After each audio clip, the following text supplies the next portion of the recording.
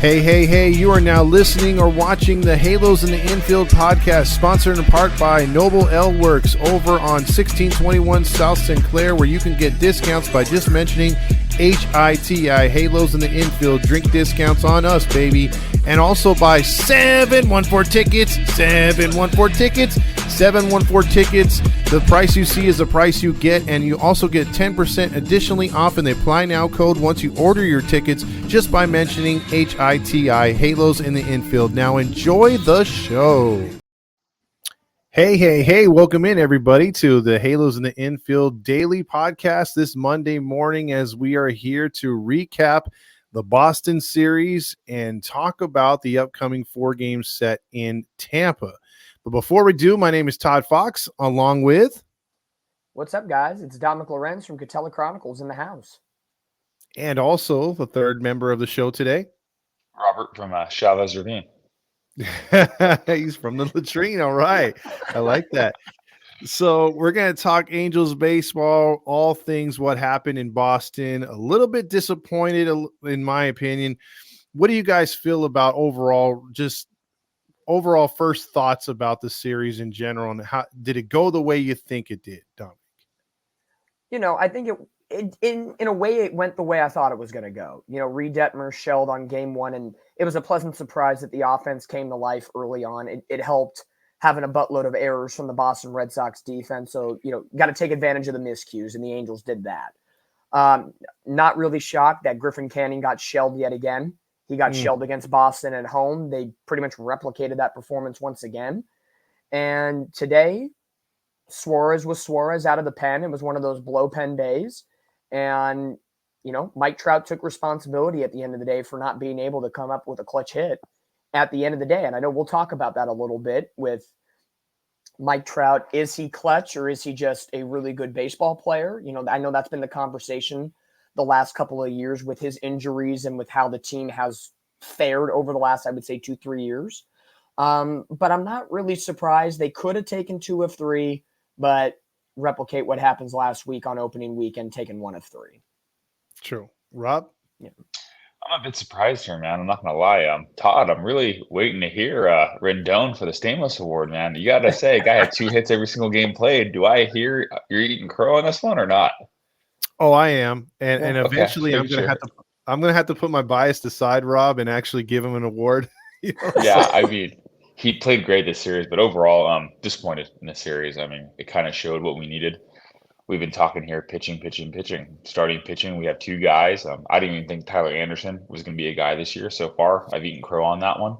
Today, he kind of showed a little bit of out of touch, but I don't blame him so much, because who's the one guy who's been beating us the whole time that we've played with Boston?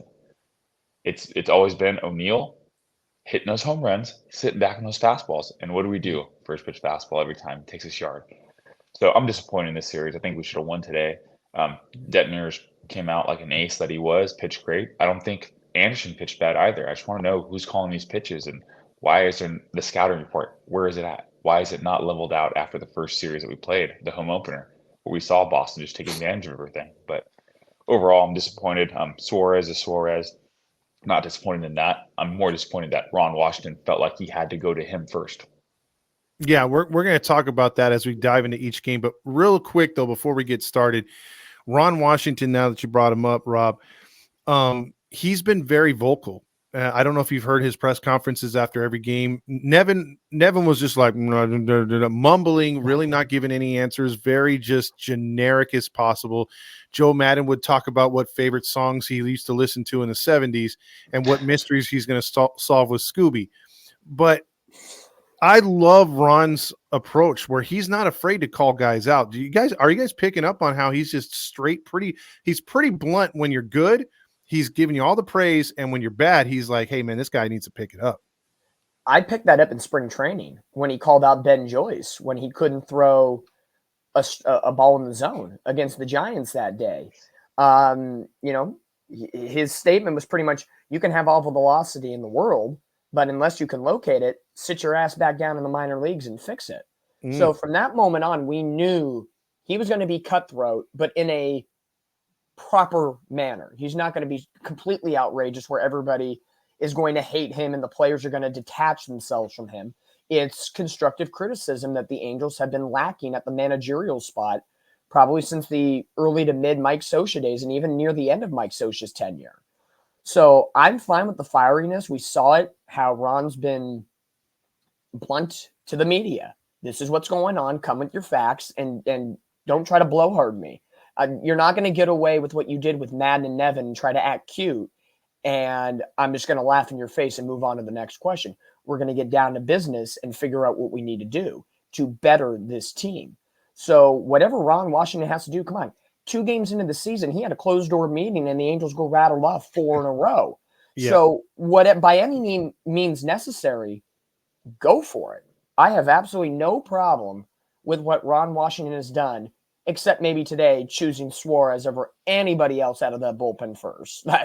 Maybe that was strike 1 against Ron Washington this time around. Well, I'm pretty sure when we get to game 3, you're going to have a lot to say about that. Oh, so that's the second time you brought that up, man. Rob got me going. It's like I wasn't even thinking about that first thing, and Rob's just like, yeah, why did we do that? Oh, shit. Yeah, out of all things, honestly. Exactly. Honestly. Go for it, Rob. What do you think about Ron so far up front? I mean, I like him. He does call it how it is, right? Calls a spade a spade. I liked it when he called out Rendon. Hey, Rendon was hurt in the beginning of spring training. Didn't care. Took him out to one of the side fields or the back fields back there. Get on your knees, field ground balls that way. I don't care. You're going to get your work in no matter what. Whereas Nevin and Madden would be like, you know what? Go ahead. Take your time getting back. We'll see you for the regular season.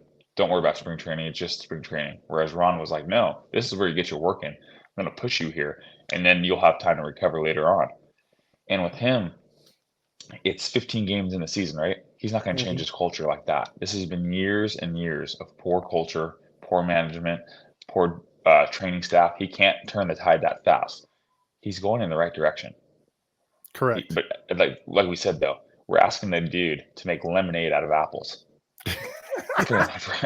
Honestly, we gave him nothing to work with. And we're like, okay, it's like giving a carpenter no tools at all. So here's the wood, but I didn't supply you any tools. Okay, but I kind of need that, right? He needs the tools to be there, but he's holding these guys accountable and telling them, hey, make something out of it.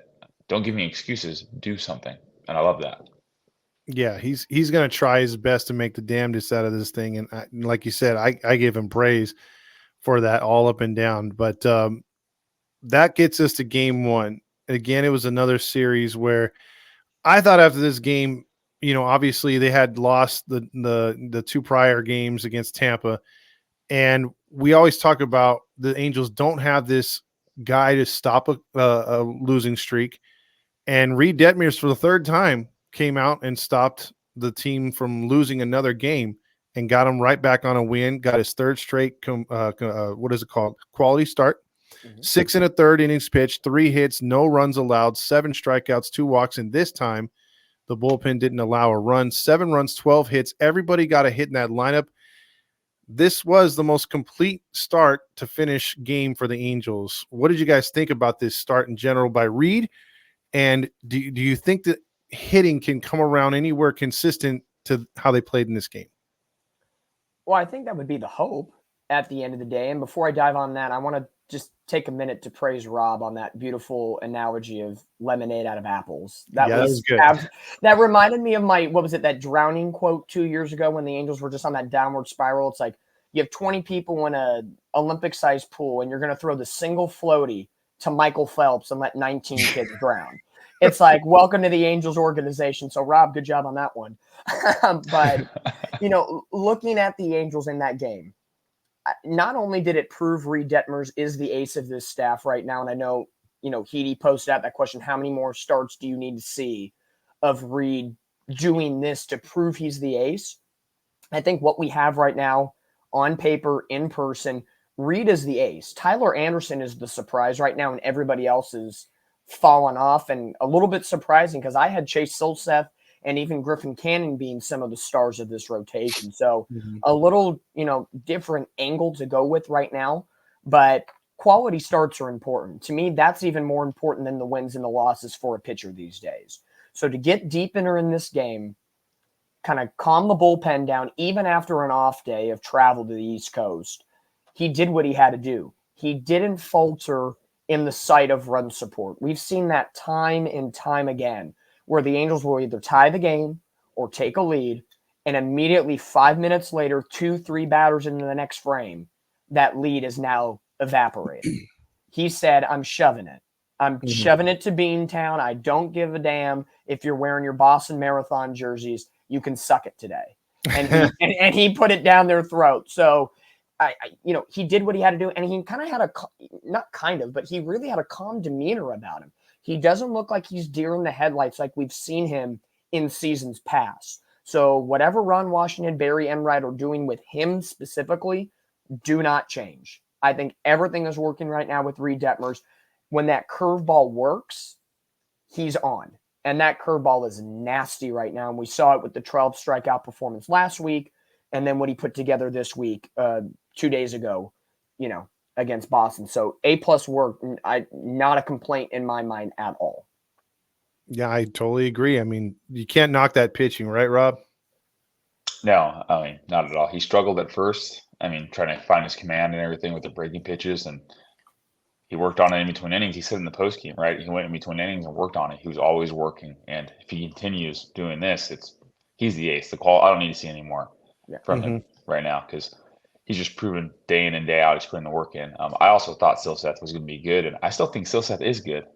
Granted, the arm injury comes back. You look at these; he had 7, 8 strikeouts, right? He's got to eliminate those big innings, and a lot of those big innings, I think, it comes down to the scouting report. Who's calling these pitches? Because why are we doing the same thing, same mistakes over and over again? And why are other teams catching on to things that we're not? Correct. Because you mean to tell me that Red Sox, that they're that great of a hitting team? No, they had what, 8 losses? 7 losses, 8 losses? So someone has their number early. Well, didn't we have this conversation the last year and the year before that in regards to Shohei Ohtani pitching? Who's calling pitches with him? If that sweeper wasn't working early on in the year, why aren't we going to the sinker pitch and that split pitch that he loves using that's so dominant?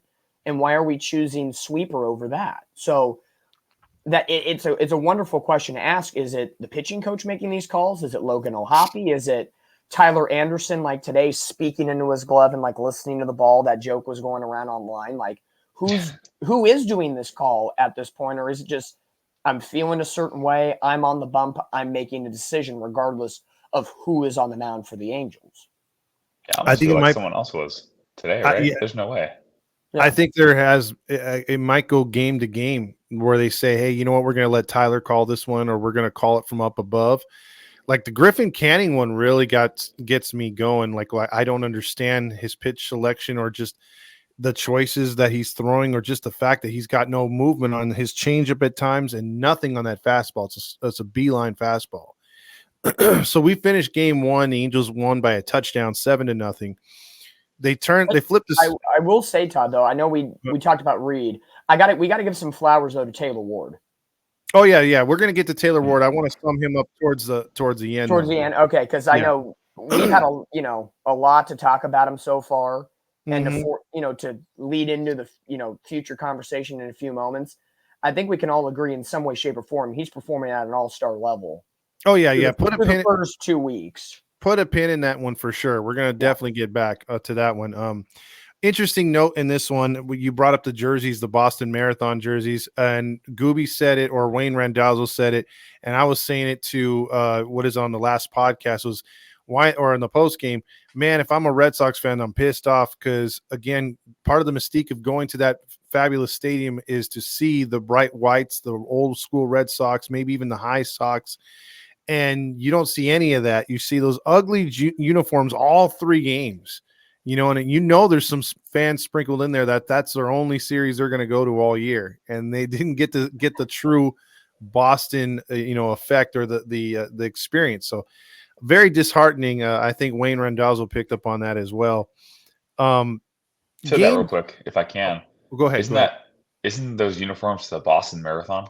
Yeah, they are the Boston Marathon, and I know it was the weekend, but I was thinking you could squeeze out one game, right? In the whites, it's still sensitive there. It's a tight-knit culture there, tight-knit community. So I can see why, overall, those people, they buy into it. So I'm going to take the L on that for Wayne Randazzo.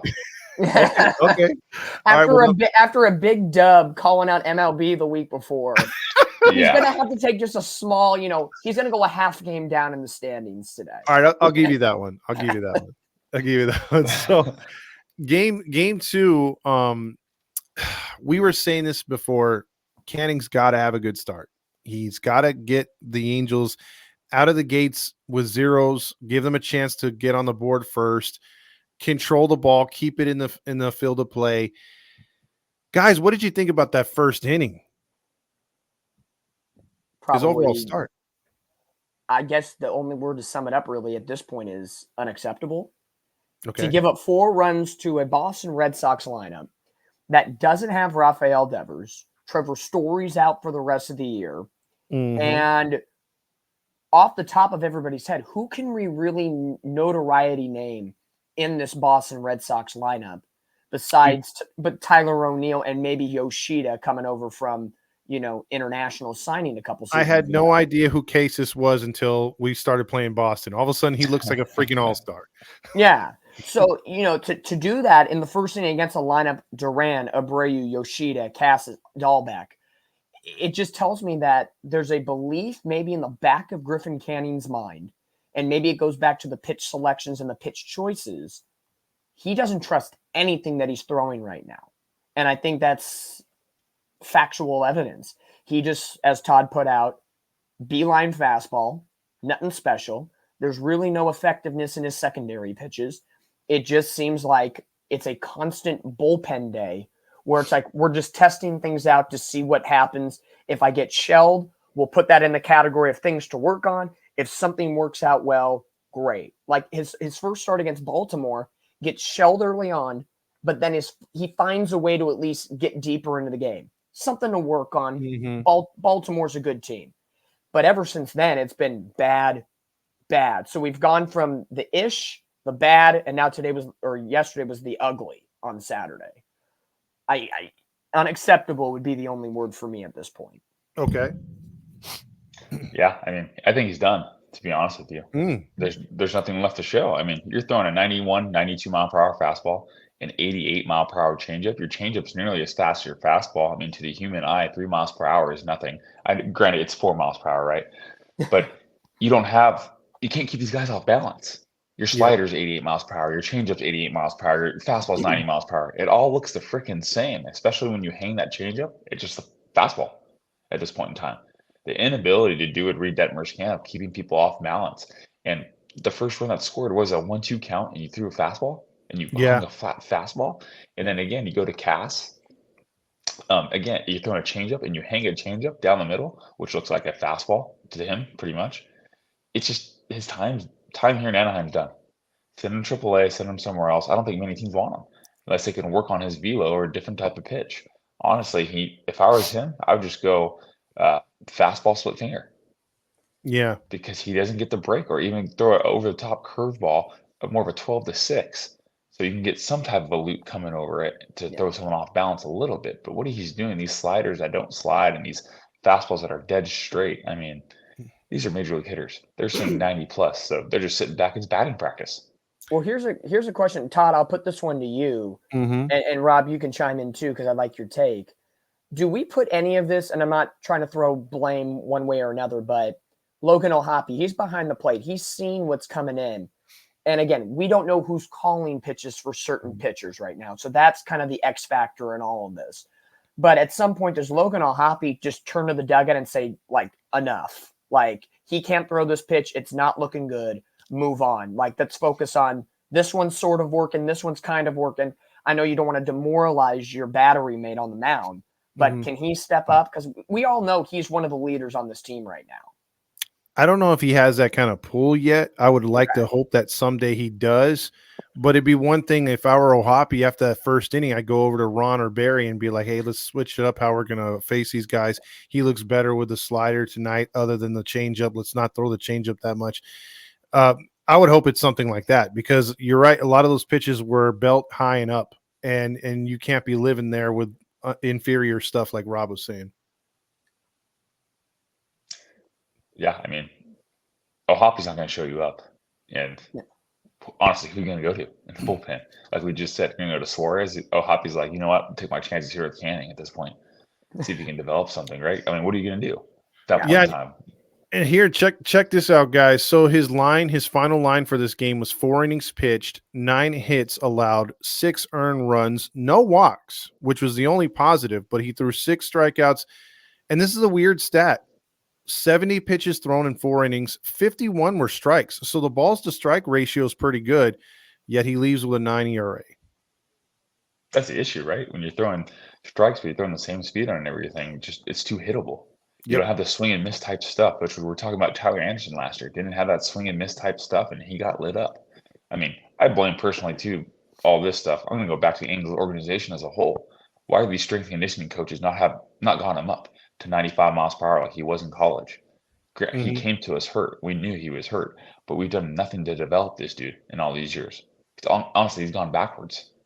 Yeah. I think this organization puts too much trust in the players. Like, you're talented. You know what to do. Tell us when you're ready instead of, no, this is the plan and this is how we're going to get you to the next level. They're too trusting, I think, with players. And I think it's that laissez-faire, hands-off approach. And of course, you look at the organization from top to bottom. Oh, look, Artie Moreno's the owner still of this team. The laissez-faire approach is kind of sprinkled in here and there with old school mentality thinking. Sometimes it works for some very small, nuanced situations. But in the grand scheme of things, the way the game of baseball is being played now, it's a farce. It's old. You got to adjust, and the Angels do not adjust. So, again, I don't think we're shocked in that regard. True. And then just a comparison real quick. Fulmer came in there, pitched 4 innings, allowed 2 hits. He did walk 3, but he kept them from scoring, so no runs, 5 strikeouts, 38 pitches of his 62 were for strikes. So he got through 4 innings, 8 pitches, lighter and effective. I was very impressed with Fulmer. I was not impressed with runners in scoring position in this game. After hitting so good the night before, they went 0 for 7 with runners in scoring position. And it looks like if you look at the overall outside of this game and you say, man, they lost 7-2, they got skunked. They had many opportunities to get back in this game and did not come through. This was an old style Angels loss from the last couple of years. Bad pitching early on. Offense had chances to at least get some life, and they waste runners in scoring position. And they did all this against a former Angels farmhand in Cooper Criswell. Mm-hmm. Like, you're telling me you couldn't whack the ball off of Criswell a little bit? So I don't know. But I think this is a little bit of a product, and I think this sums up the 3-game series in Boston. A product of the schedule. You have 3 at home against Boston, then you play 3 against Tampa, then you go right on the road to play the same 2 teams respectively in concession again. Mm-hmm. You think you would learn from the mistakes, but when you're on a roll against one team, you're going to continuously stay on that roll unless the team that fell 2 out of 3, the Angels, make the adjustments. Boston didn't have to make adjustments. They won 2 out of 3 at Anaheim. They can rest back on their laurels and say, we know how to do it. We'll have the same game plan and we should be good to go. Yeah, run it back. Yeah.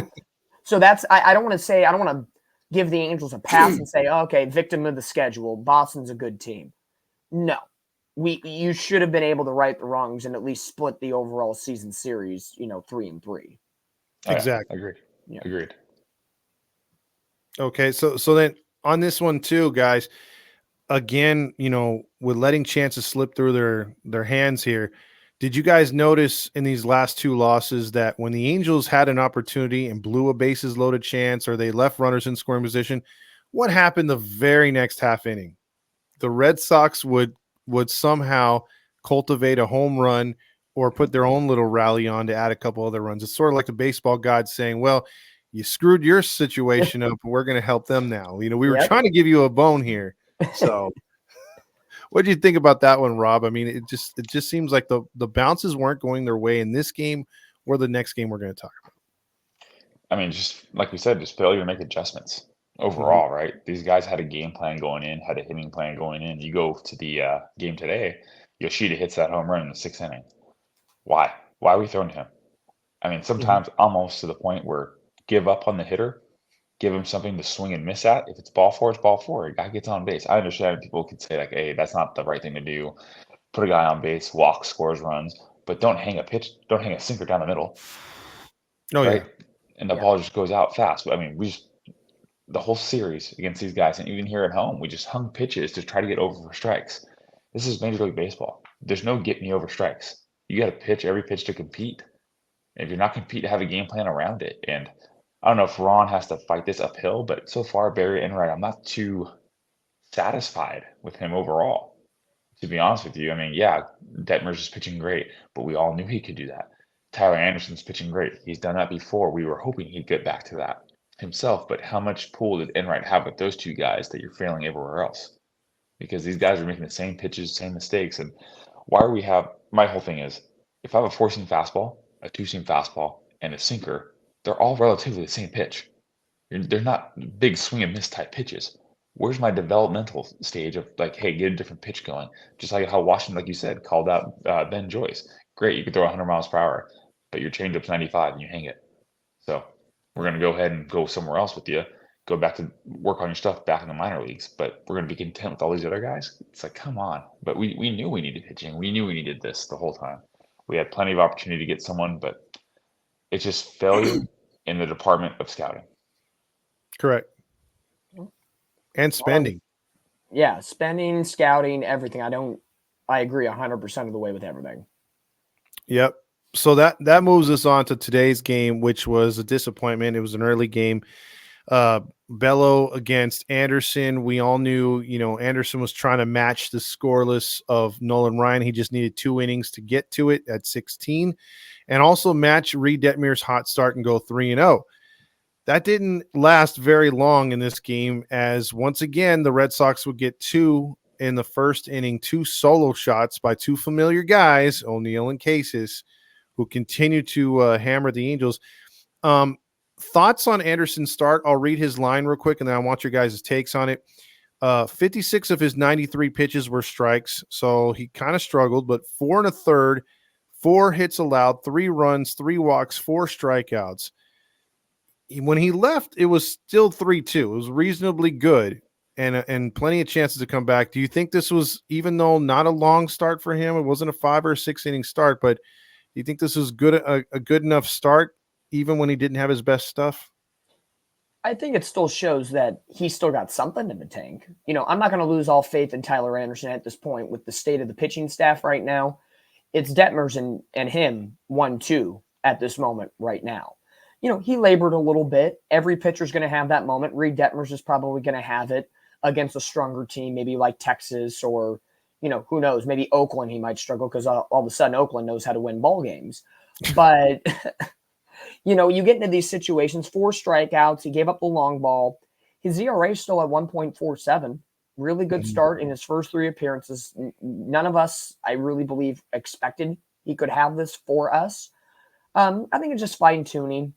At this point, he'll probably he's going to get his next start when they were in Cincinnati. And somehow, some way, Tyler Anderson thrives in those interleague matchups. First 2 games of the year, or at least the first game of the year, he did a phenomenal job against the Miami Marlins. Last year, he had a dominant 7-inning performance against the Milwaukee Brewers. He does extremely well in interleague action. So, labored a little bit today, it happens, but I'll expect a bounce back performance over the weekend in Cincy. Okay, Rob?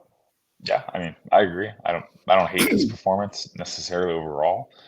I mean, the first inning right there too, same mistakes. I think it's scouting report. It's 2 fastballs to O'Neill, and he sits dead red on that. Of course, one goes out. You throw 3 cutters to Cass. Was it Cass in the same inning? Mm-hmm. Issued it. No, Cass. Yeah, throw 3 cutters to Cass. Or off speed pitches. I think they're all the same pitches. It was all same miles per hour. He takes 1 yard. You got to mix it up a little bit. Like I said, keep him off balance. He did not keep the hitters off balance in that first inning, and that's what hurt him the most. Overall, he didn't have his best stuff, but he competed in there, which I like because he didn't give up. He gave up 2 solo home runs. You could easily roll over, right? Pretty quick there. Especially last year, you saw him do it a couple of times where it's like, hey, he's not in to compete. Let's get him out of here. Let's get someone else in and see what we can salvage out of this. But I don't hate it overall. Again, I just think that it's, like I said before, scouting. Don't throw the same pitches over and over again, especially in the series before. Like Dominic said, they just beat us at home, doing the same stuff. Why go back to it? Just beating a dead horse at that point in time. The guy proved they can hit a fastball. Yeah. This other Cass proved that If you throw him enough cutters in a row or off-speed pitches, he will sit back on them.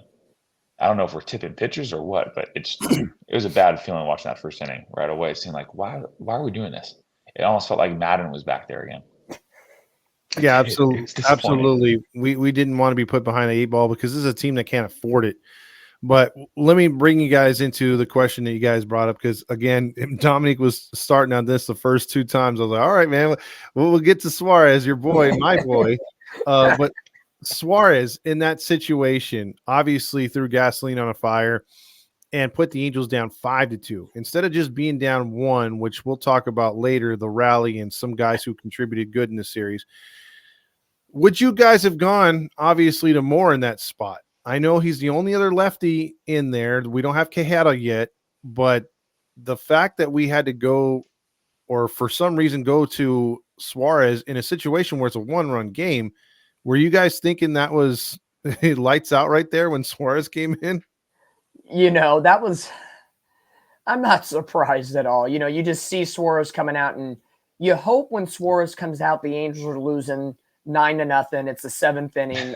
They have 1 hit in the game, 0 for 1 with run. It's one of those games. Mm-hmm. I don't know why. It should have been Matt Moore. And in that situation, after Anderson leaves forward to third, Simber, who does a really good job, who has been very good out of the bullpen this year for us, gets the 2/3 of an inning. I get it. You don't want to send him back out there to start a new, fresh inning.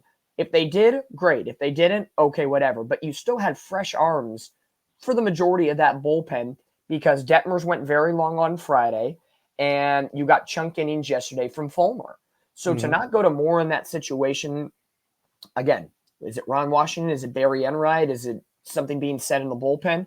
Do not know.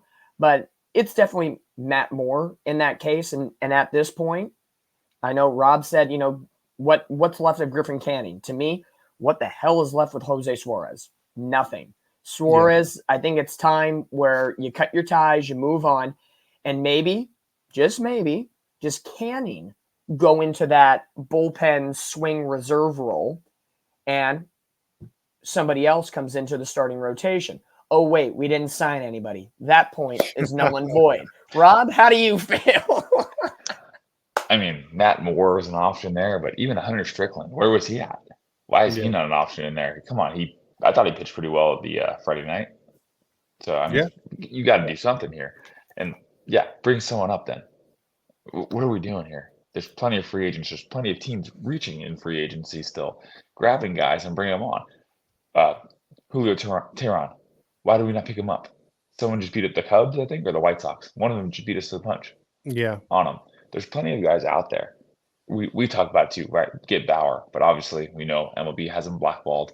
No one's going to get him. But what's your move for the Angels? I mean, we were willing to depart with Albert Pujols, who we owed a crap ton of money to. Why we're not going to part with a guy we owe $750,000, and the other guy $1.5 million? Turn the page and move on. If you're in it to actually compete and win with Ron Washington for these 2 years that you have him guaranteed, now's the time. I mean, at this point in time, Perry, what are you doing, dude? Like, you're on your last year, contract year. It's going to be easy for you to say, it wasn't me, it was ownership. But then when it comes down to it, hey, why don't you make these moves early on when you knew you had a problem? You can try to blame Artie as much as possible, but you got to put up some type of fight. Make some calls out there, say, hey, what's out there? You know what I mean? Because after a while, it's going to be like, well, was it Artie or was it you?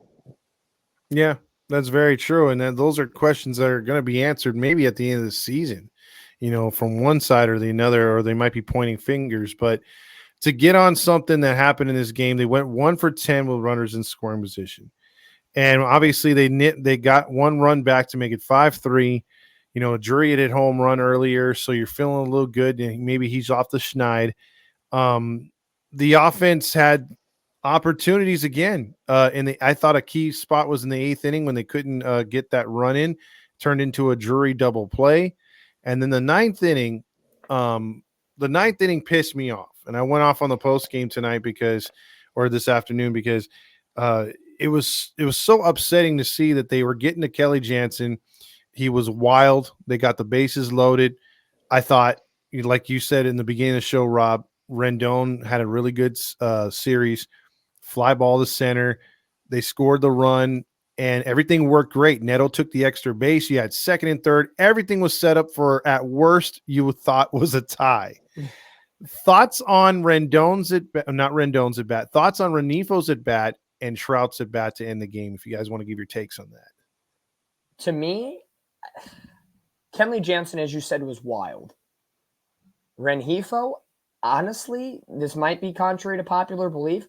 I would have tried to push a bunt and manufacture a run in that case because, Mike Trout, we've talked about it all the time, and I said it at the beginning. He doesn't come up as clutch as some people would like him to, and it's always a strikeout, and the story continues.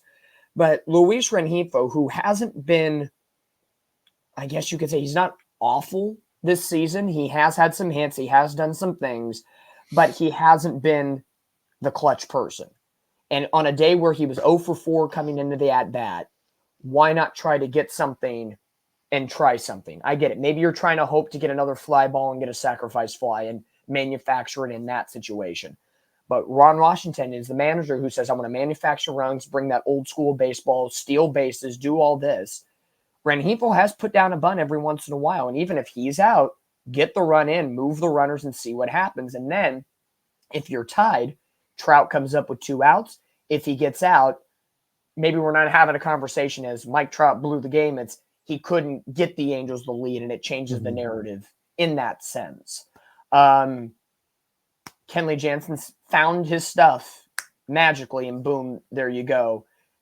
As you said, Todd, giveth and taketh away. And that was pretty much the last 48 hours for the Angels in those 2 games in the losses against the Boston Red Sox. Correct. Yeah. Yeah, I mean, Rengifo, I agree. You got to put on the bunt there. He's not hitting anything. My issue is, and I'll pose this question to you guys, is it his fault? He's not getting the reps. This guy's an everyday type player, but he's not getting the reps. So what do you guys think? Does that play a factor into this? I think absolutely it does. I mean, I think we're seeing the same thing with Adele, even with Theis. I mean, Adele and Theis are the only other guys who just don't have Ron's favor at this moment. So, I mean, yeah, Rengifo I would think would be starting more, but it just hasn't. Yes and no. I'm on the fence. I would say yes, playing time comes into a factor, but if you're a role guy and you're the bench guy, and Rengifo out of all the bench guys, he is on the top of that list. He's playing more than Dell. He's playing more than Theis.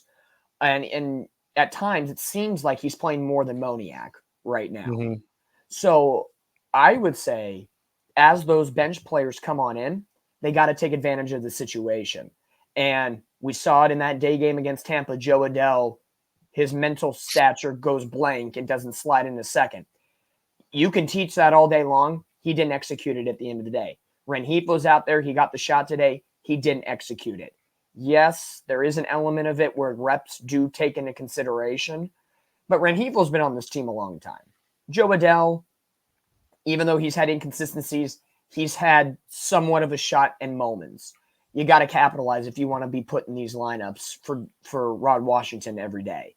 So yes and no. There's a mixed situation. I would say definitely more so for Adele than Rengifo. Rengifo's been a starter before in the last couple of years. He doesn't need the reps to do what he needs to do as much as maybe an Adele, a Theis, and maybe even a Moniak.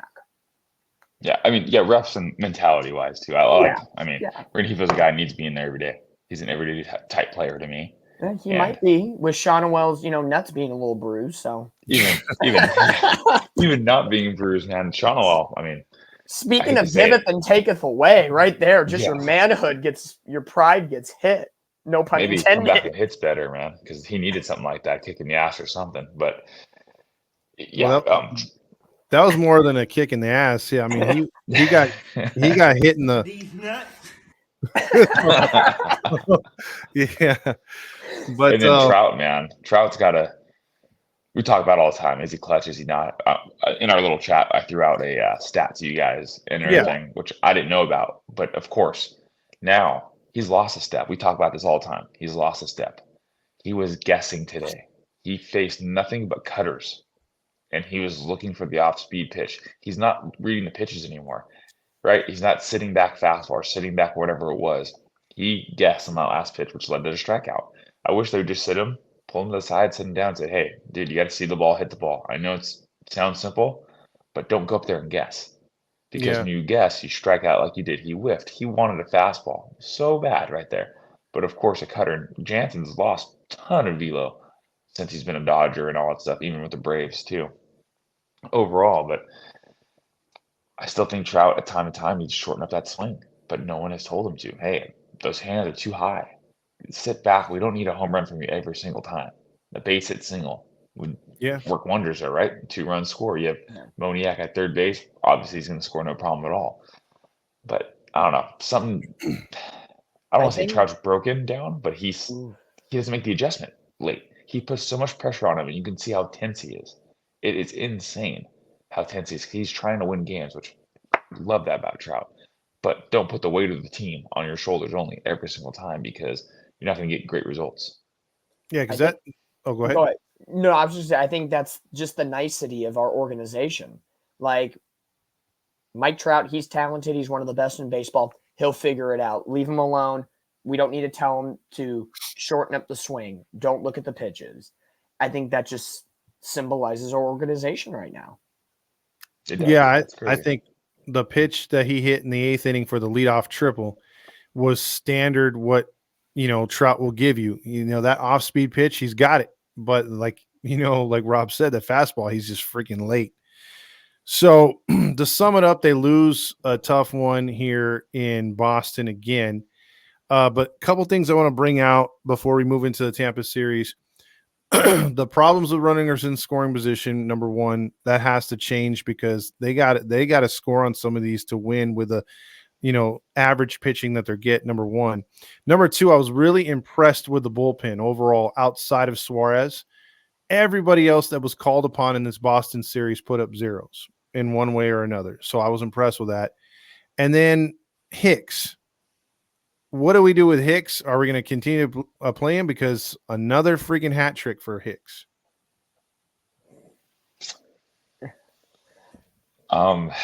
Hicks, Yeah, it's hard. It's tough. Yeah, go ahead, Rob. It is tough. I agree with you on that. I stumped you on that one, didn't I? He did. He did. He's holding back Moniak. He's holding back Joe Adell from trying to thrive. But at the same time, if you get a poor Joe Adell, letting Hicks go is a huge mistake because we have no depth.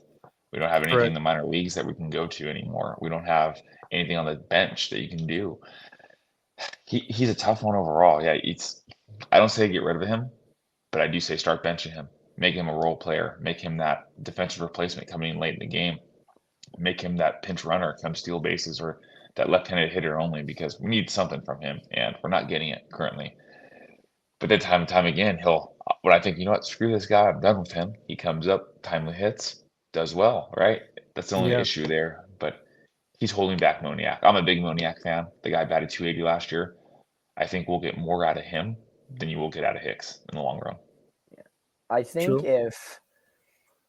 if Michael Stefanik was healthy and he was a bench guy on this team, call me crazy because I know I said it multiple times last year. I never want to see Rengifo in the outfield again. But maybe Rengifo could play the outfield a little bit if that was the situation and you needed depth because we You're keep crazy. saying Rengifo needs at bats, right? At times he can hit the ball and put it in play. Call me crazy, call me smoking the dope. I don't know what it is. But if Hicks was gone and you needed at bats and protection for Adell and Moniak in a crazy, strange, weird sense of fate, Rengifo in the outfield. I don't condone it at all, but we've seen stranger things happen in our organization, and who knows? I don't think it's going to happen in this sense, but we have seen stranger things. Moniak should be playing more. Adele's that backup. I know there's a couple young kids at the AAA level, Bryce Teodoso and a couple other guys, but they're not ready yet. I know there's a lot of hype on them with defense and getting on base, and that's great, but we need to focus on developing that side of the ball. And, we're in our final year of Joe Adell. Moniak still got a little time on the shelf for us. Give those two guys the opportunity because who knows? If Adell plays well this year, are the Angels on the fence about do we re-sign him or let him go? What do we really know about Joe Adell in the grand scheme of things? Hicks, great defensively. He's got a cannon of an arm. That's great. That wide, weird, old-timey stance where he's flicking the bat and he's opening the stance and he's just slapping the ball and he's just kind of guessing at that point, it's not going to work at all. So I'm in favor.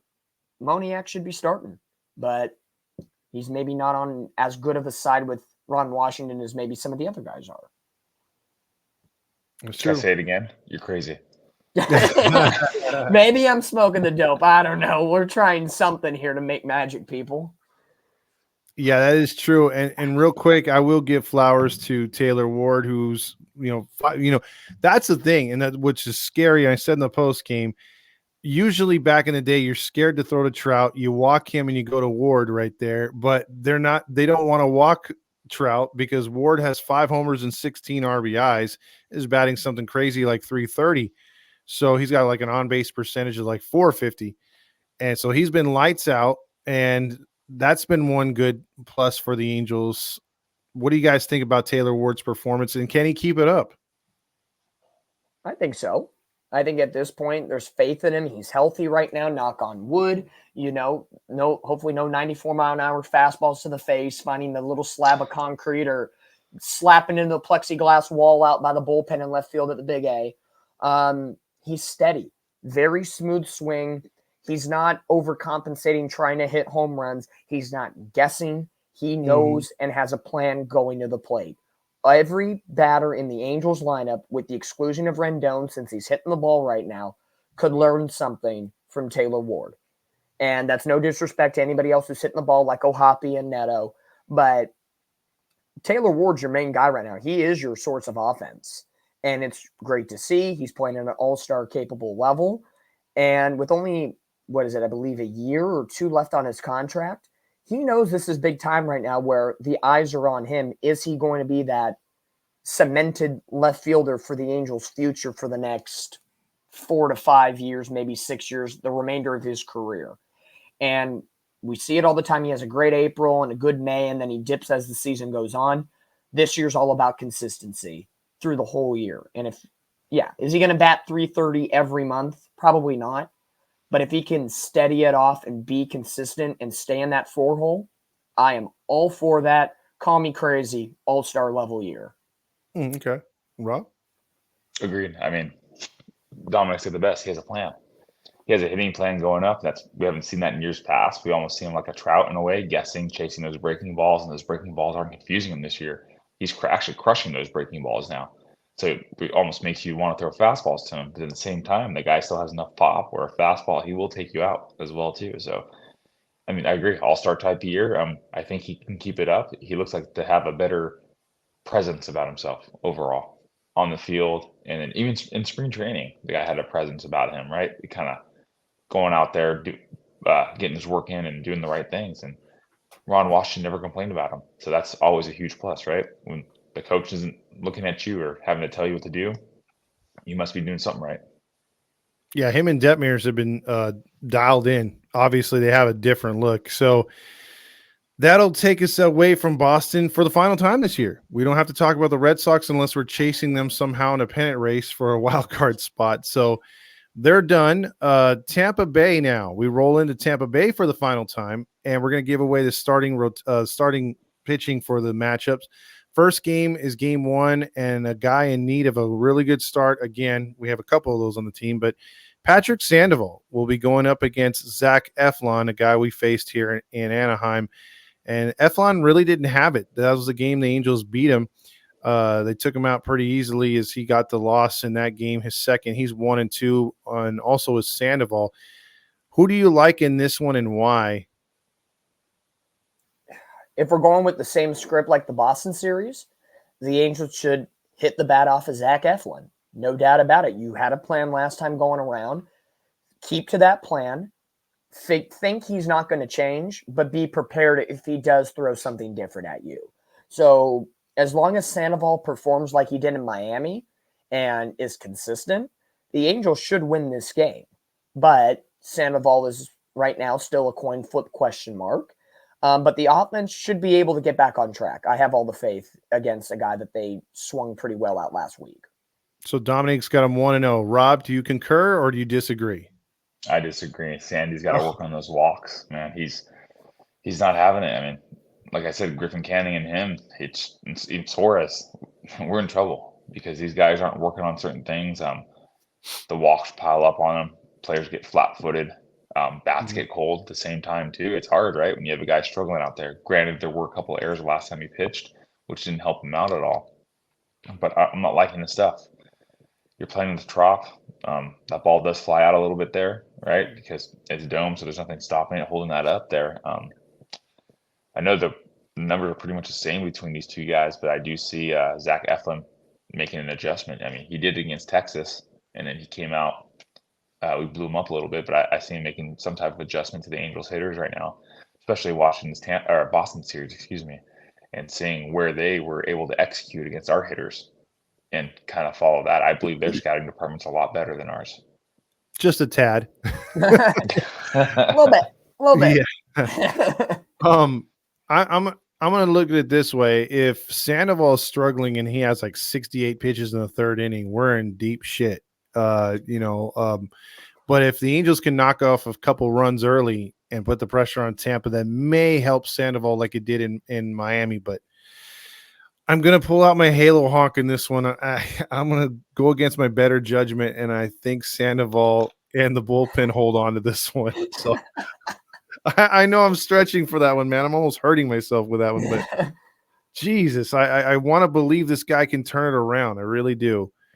That'll take us to game 2, and Soriano's experiment continues, and he'll be on the road this time against Cavill. And Cavill's probably one of their better pitchers. He did pretty good against us in his last start. 5 innings on Tuesday, allowed 2 runs on 4 hits, striking out 4, held on for the victory. Does Cavill outpitch Soriano, and can Soriano get out of his own way and give you a better start? Obviously, this is a second start, but he struggled in that first inning. Savale will pitch better. Soriano, if you think about it, in that game against Tampa, if that wild pitch doesn't happen, who knows? Maybe he's able to throw up a 0 in that first frame. So what could have been type situation if Ohapi was maybe catching instead of Theis. Again, that goes into the playing time conversation that we had. But Savale is the better pitcher right now. Soriano's still trying to figure things out.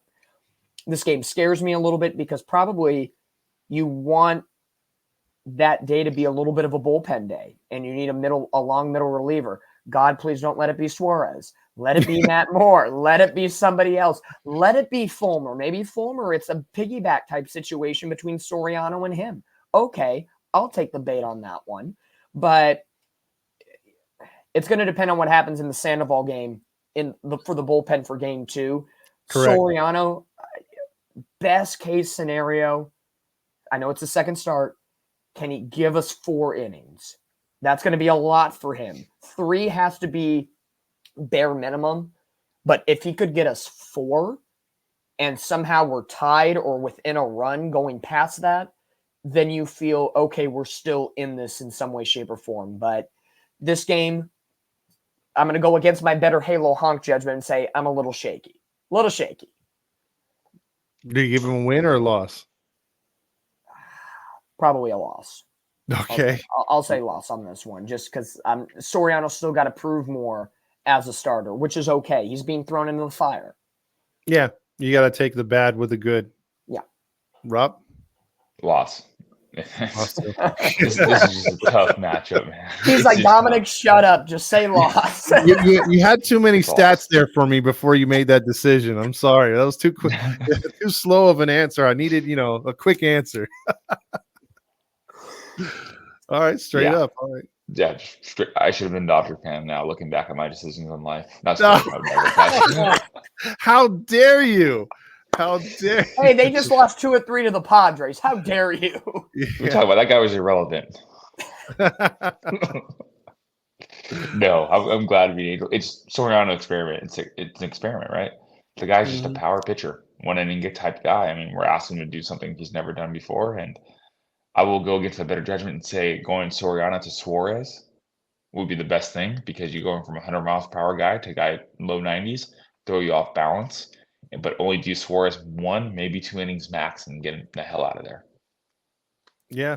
I mean, that's going to be key. I mean, like Dominic said earlier, it all depends if Sandoval, can give you some innings, because if he doesn't, turns that into a bullpen, you already know that Soriano one's going to be an experiment and could be a bullpen as well. So the Angels hitting has got to come through. I think runners in scoring position is going to make a huge difference in this series. And that'll set us up for game 3, putting on even more pressure on Reed Detmers, because if all goes wrong and they've struggled and had to use that bullpen, they're going to be asking Detmers to give him some serious innings on Wednesday, and he will be opposed by Lytle, who got lit up a little bit in Anaheim, didn't quite make it through 5, even though the team won when he pitched. Lytle pitches different at home. He's 1-0 so far. Who do you like and why in this one? Reed Detmers and Lytle in game 3. I'll make this one simple for Rob. Detmers is the ace. Angels get it done. They get a win. Simple as that. It could be a multitude of ways they do it, but Reed, we're going to stick with him right now. He's not giving us any reason why we can't trust him. Okay. Agreed. Reed Detmers all the way. He elevates everyone's game by his confidence that he goes out there and just shoves it down the other team's throat, lets players relax and know that they can sit back because he's going to handle business. Yeah, I like that no-nonsense approach. Exactly. So you guys are calling for a win right there. I'm feeling that one too. The one I'm not feeling, guys, at all in this series is game 4. It's the getaway game. It's an early game. On top of it, it's Griffin Canning, and he will be opposed by, I got to say his name here right, Ryan Pepoy? I don't know. This is the first time I profiled this. Pepio. Okay, we'll go with Pepio. I like that. Former Dodger. This is his 14th career start, but third with the or fourth with Tampa this year. He's 1-2, 16 innings pitched. He's given up 10 runs and 12 hits in those 16 innings. He's got an ERA of 5.40, giving up 3 home runs and 5 walks, 20 strikeouts though in 16 innings. Kind of a wild card right here. Do you think he outshines Canning? Probably. Canning's got to figure it out in some way, shape, or form. But I did go into the stat portal a little bit last year. Canning actually made one start at the Trop. Okay. September 21st, late in the season, he went 5 innings, gave up 2 runs on 3 hits, 3 walks, 7 strikeouts. So he had a decent outing that day. Again, 2 different campaigns, 2 different years. Is this the start where Canning's got to figure it out, or we press the panic button? Could be, because after that, his next start would be coming once the Angels get back home from this long road trip. And it doesn't get any easier because his next game is going to be against Baltimore. Yeah. Have fun. So this is going to be a tough time. The honk in me says figure out a way to at least go 5 and kind of pitch like you did against Baltimore. If you have a bad inning, find a way to elongate it and stay alive as long as possible. But you got to figure out a way. It doesn't look good right now. I have a feeling it's not going to happen and the Angels will split this series. I will say a prediction. Trout gets 3 home runs this series. Just putting it out there. He, power at the Trop. We've seen Trout do it many of times. And after making the comments after today saying, I got to take responsibility. Here you go. Here's your responsibility. Go swing the stick and make it happen. That's definitely something he didn't say after striking out myriads of times last year. So I give him credit for that. Yeah. My AirPods fell out after that prediction there, man. I'm sorry. That was crazy. I couldn't believe that. Who cares about a mic drop? It's a pod drop. Yeah. Canning. I won't give the win to Canning. Give the win to the Angels. I think Ron Washington pulls something a little old school here. I think you just tell Canning, give me 3 innings, and then we'll evaluate then inning by inning. From there, we just got to eat up a little bit here and there. So she did this back to Aaron Seeley back in the day. I don't know if you guys remember that. Aaron Seeley past the 5th inning was god awful, but he had that 5 inning limit, and that was it. If you do that to Canning, I think it helps him out a little bit. I do think his stuff is flat, so you have to work on stuff. So I'm hoping that they do something here, but at the end of the day, let's see if this guy has a dog in him, right? Because he has to know the end of the line's near. He can see it. Everyone can see it. So it's your career hanging in the balance right now. We don't need you to be great. No pressure at all, right? I mean, it's easy for us to say, but God, if Greg Maddux can do this, throwing 80 miles per hour as a Cub and a Dodger just by spotting up pitches, just do that. Spot your pitches up. Don't try to overpower these guys. But at Bartolo the same Colon time, was in the league. Yeah. yeah, Yeah. yeah. No, you're I right. mean, look, this is I want the Angels to get this victory because, I'm predicting a start with a loss and at the end on the getaway with a loss. I think they win the two middle games. I'm with you guys on a split. A split would be decent. It doesn't break the losing streak because it's up to 8 now against Tampa series wise. But if we're able to at least get a split, that'll give you some confidence going into that Cincinnati series, which we have zero experience playing at Great American Ballpark. So that's going to be an adventure in itself, just like it will be when we go to Pittsburgh, another spot where we're not familiar with the park at all or the players. So final thoughts on this one, the road trip so far. Is it going the way you guys thought? Is it gonna, or what are your predictions the rest of the 10, I should say, for the final 10? At this point, I was hoping the Angels would get 2 or 3 out of Boston, so that didn't work out. A split would be great in Tampa, knowing our record against them. And if it does end up being a split, you got to find a way to take 2 or 3 against Cincinnati and dig deep and find a way. The Angels do have a good track record in interleague matchups, regardless if it's at a ballpark they are familiar with or not. Cincinnati is a good young team, and we saw them last year and got our booty swept from them. But, you got to find a way to dig deep. It's early on in the season. We knew April was going to be a tough month, not playing a single game against an AL West opponent. So you got to take advantage of it. Right now, the division is wide open. Texas has performed well, but not where they were World Series wise. Oakland is not sustainable, but good for them trying to salvage their last year in Oakland. Seattle, not great. Houston, they'll probably find their way somehow, some way, but their pitching in some way, shape, or form is worse than ours. And that is a huge statement to say. So This is the time where the Angels got to find a way to be at the end of the month of April within 1 to 2 games of first place Texas. If not, we got a lot of questions if we're behind Oakland after 1 month. You had to go that far? Hey, I try to be positive, but, it happens. I mean, Dominic's not wrong about it. That's the sad part about this whole thing.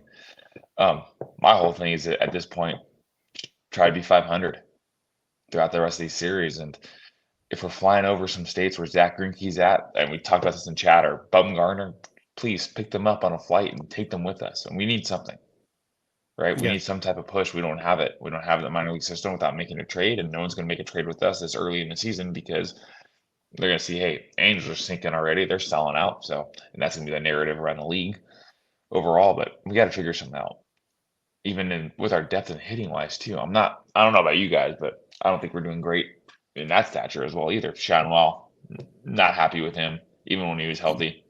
His at bats, he sees the ball great, but hey, we have him line up to hit, not just to get on base every once in a while with a walk. Hicks, we talked about, we're missing that it factor. We're missing that little spark. I know Otani's gone. We're not going to get that type of spark. Ward stepped up there. We need someone to be a quality at that, get on base, or someone who's going to work counts consistently. We don't have that. Yeah. I honestly feel like we fail in that regard. We'll have a rough inning. Pitcher gives up all these runs, and we'll go 1, 2, 3 quick on 9 pitches or less, and we can't have that. We need a lot. And we talked about this earlier. We knew it was going to be a rough year on that overall, but it's an uphill battle for Ron and everything that we have going for us playing these young teams. We used to be able to go to Cincinnati, cakewalk win, right? Cincinnati, they're just the Reds. They have nobody on their team. Then Pittsburgh, one of the best teams in baseball right now, right? So it's tough. We're now that team. Thank God. Oh, the Angels are in town. Thank God. You know what I mean? It honestly feels that way. Yeah, I mean, people are like, well, we got the Angels and then we got the Braves, so at least we got a break between, Yeah. So yeah, it's not feeling too good. But like 2 guys I think need to step it up the rest of this road trip and beyond is Zach Neto and Brandon Drury. those guys can't be batting Mendoza unless they got to put in more production, especially with runners in scoring position. Those guys are leaving a lot of hats on the bases. So we need some help right there. If we're not going to go outside the organization and pick anybody up, these guys we do are, give the playing time to. They got to start hitting, man. Got to start hitting their weight. So I agree with you guys. So we're hoping for a split in Tampa. We reviewed the series here in Boston, and we're hoping for better things ahead. We'll have more shows during the week, so check that out. Check out Dominique at Catella Chronicles. Where else can they find you? At Catella_CHRON on X and Instagram. And there he goes. He'll be also talking Ducks hockey and probably playoffs and see who they're going to draft because, again, unfortunately, they're drafting pretty goddamn high again. It's one of those seasons with the Ducks. Hey, they're getting a red hot kid out of college to play the final game of the year. So some hope going into the offseason for the Ducks. So we try slowly but surely. Yes, it's a definite work in progress. At least they have a game plan. It's a slow burn. It's a slow burn in Anaheim. We can't be. Wait, isn't Rob? Aren't you a Kings fan? If I remember I'm correctly? a Ducks fan. No, heck no. You are. Yeah, that's right. Exactly. So see, you feel our pain. It's Halo Joe that's the Kings. It's Halo Joe. That's right. That's right. Yeah. So Rob, we all speak the same language when it comes to our Ducks. It's tough, and then the NHL's against us because we're supposed to get a first pick. Then all of a sudden we're number 5 pick or number 2 pick. It just everyone's against us behind the scenes. So it's that beautiful je ne sais quoi of Orange County. You just can't get away from it. It's too precious. Maybe we should change our name to the Los Angeles Ducks, huh? No. Oh my God. Samuelis would never. Yeah, they would never. I think that would be the first time you'd see owners striking. Probably. Their own organization. Well, that's a good thing. Artie hasn't rubbed off on those guys, but whoa. Oh wait, sorry, different way. I'm sorry. Yeah, exactly. You're thinking too much like Artie. You've heard his phone calls. Yeah, it's the AirPods. Yeah. So for Todd Fox, Rob, and Dominique here from Halos in the Infield, we'll catch you on the flip side. Go Halos.